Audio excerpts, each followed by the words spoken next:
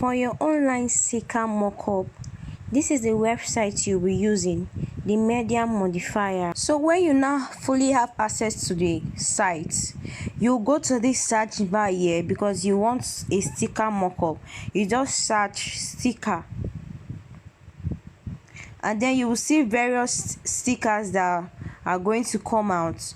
So you just go ahead and use the one you want, but note that most of these ones are not free, so you have to use the one that is free if you want your design to be mocked up in the website. So I'll go for this first one, which is the number one, and it's a free template. As you can see here, they wrote on it free template. So I'll go ahead and load the templates.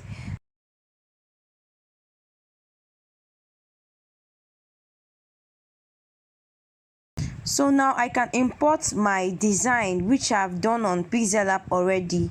So for you now, you have to design whatever you want to use as your sticker, and then you come here and mock it up.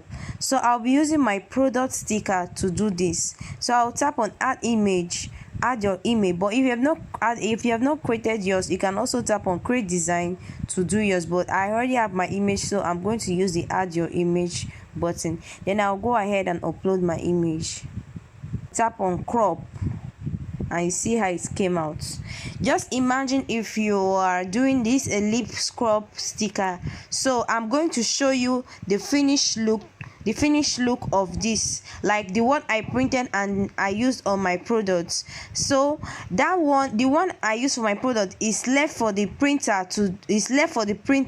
Not that one is not something you can do. It's only printers that can do it.